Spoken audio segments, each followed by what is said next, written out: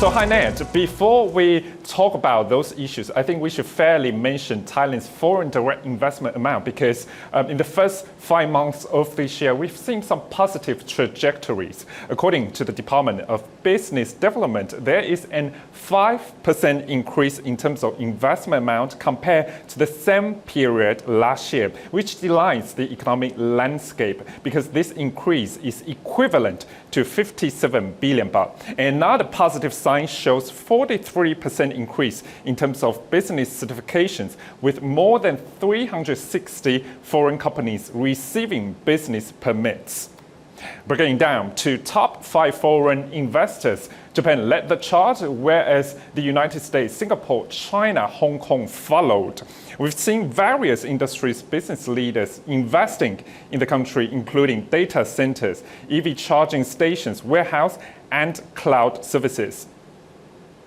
One of prominent policies that we have to mention is the Eastern Economic Corridor, or the EEC, with vision to expand the economic zone. Investors want to see more logistic infrastructure, such as high-speed rail connecting 3 major airports, Suvarnabhumi, Dongmueang, and Utapao, and seaports that welcome cargo containers. But we've seen some risks emerging on the landscape at this moment because other nations, such as Vietnam and Malaysia, they are providing some incentives and similar spatial economic zones to compete with Thailand. I've seen some headwinds amid global uncertainties globally, such as US tariff impacting every country and fast-forwarding shifts of global supply chains. And domestically, those complex regulations needed to be revised by the government. So now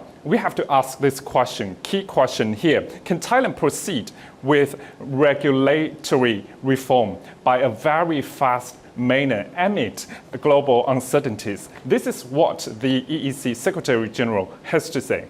We have a certain hiccup, I can say, hiccup on the demand where the investor is trying, because the demand that they forecast a few years back is not the same right now. But I think it's a short-term happening, because we still talk with certain investors in certain countries where they know that Thailand is still competitive. Well, some investors, they are confident of Thailand's competitiveness, but some considering moving their supply chains to other nations. This is what he said. Some may go, but some will come. Yeah, I think the incoming will be more than the outgoing.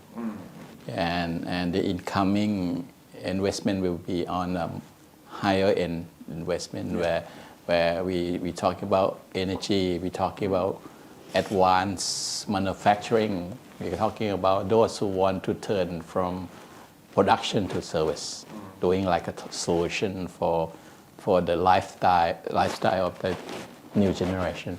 So we will get like investment for the future rather than the traditional investment on production based or on the labor incentive investments.